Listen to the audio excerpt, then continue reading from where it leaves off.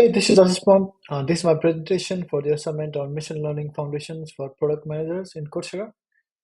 And in this assignment, we have to predict the electrical energy output of a combined cycle power plant.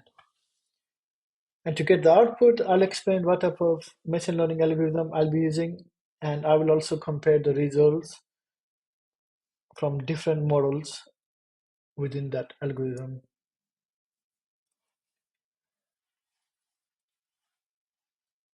The goal is to predict the electrical energy output, which is a continuous numerical variable that has a range. For that reason, I'll use regression. Regression captures the relationship between input variable and then the continuous output. And why not other algorithm? For instance, classification would require artificially categorizing the output, and this would result in loss of information and predicting accuracy. More on why regression. Since this is a regression problem, we want to use a supervised learning with regression model. The most appropriate metrics for evaluating regression models are mean absolute error and root mean squared error. These metrics will help us understand the average error in predicting the energy output. These are the features available and then the target variable. Since we are using regression, these are different type of regression model that we can use. And in this particular test, we'll use linear, decision tree, random forest, and gradient boosting.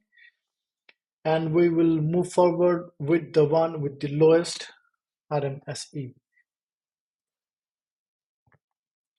Spreading the data, 80% for training, 20% for the testing. We'll use k-fold cross-validation for validation or as a validation strategy. I'll be using Python.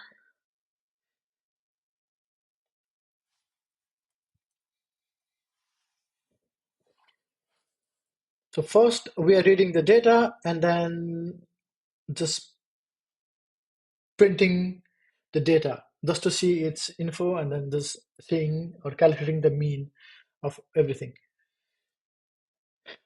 And why are we doing this? We're just doing this to identify relationship between variables, to see patterns, trends, or any outliers, and also to see potential relationship between features and then the target. Once we plotted, then this is what that was the output. And with this diagram, it will allow us to visualize the relationship between different features and then the target variable. So the next step is to defining the feature along the x-axis and then target along the y-axis. And also we are setting the target for the test size data. So we allocate 0.2% for the testing set and then 80% goes to training set. And also we have a value called random state. It's equals to 42. This is just to make sure the results are same every time you run the code. So I run the code, everybody's running the code. And then we have once we do the split, then it splits the data into training and then test set. So it will have a data for X and Y training set that will have the feature and test values, and also it will also similarly have the feature and target values for the testing set. So now we will create a machine learning module and then evaluate module using cross-validation. So in this case, like I said earlier on, we'll be using linear, decision tree, random forest, and gradient boosting. And then we will use the cross-validation, and then whichever has the lowest RMSE will use that model. So in this particular case, as you see in the screenshot, random forest has the lowest RMSE, and based on that value, random forest is the best model for us.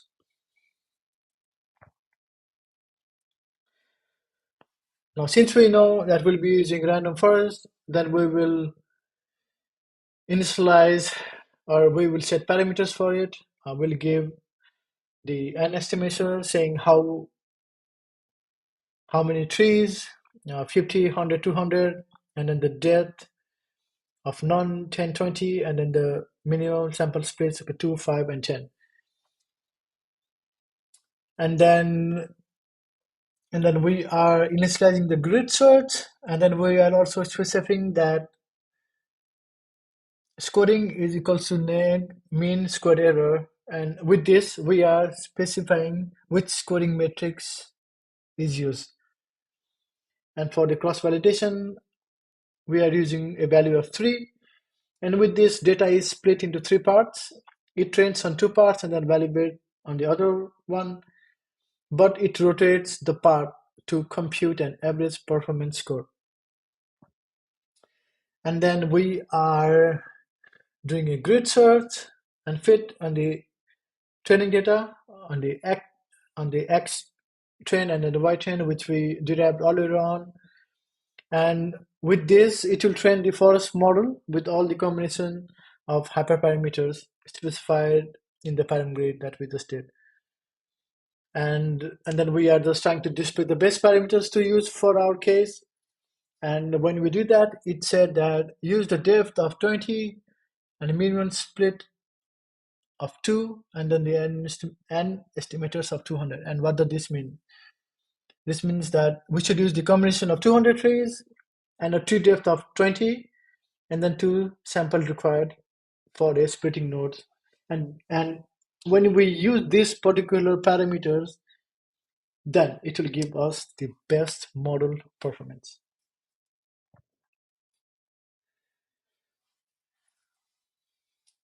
Now we will evaluate the final model and we'll try to get the best model from the grid search. So the grid search is the object that contains the model with all the best hyperparameters that we have already defined, like from the param grid. So now we are making the predictions based on the X test data that we got earlier on from the 20% of our set. So when we do the Y prediction is equal to base model and then predict on the X test. With this, it will be to generate prediction on the test set using the base model from the sheet grid source that we performed earlier on. And the predicted value represents model's estimation of the target variable, which is the net hourly electrical energy output. And now we will evaluate the model performance and we will calculate the MEAE and RSME. And when we printed the result, we got the final model value for MEAE, it's 2.3224, and final model for RSME is 3.2272. This means the best model's prediction on the test set have a mean absolute error of 2.324 and then the root mean squared error of 3.2272. And this is usually providing insights to its performance. And now, since we have the MSE and RMSE, then we'll try to predict the plot now and then see how much of a difference that we have. So we are using the scatter. So we have Y test, Y pred, and alpha. Alpha is set to 0.5, so that way we know that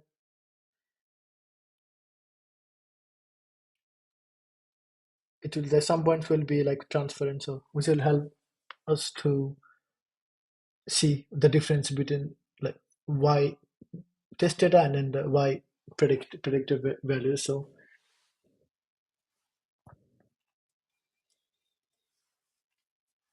conclusion, based on this final output generated from our code, it shows us the models were perfect as most of the points lie along a 45-degree line from bottom to top line, indicating the performance are accurate. And hence, this concludes my presentation for the assignment. Thank you for watching this.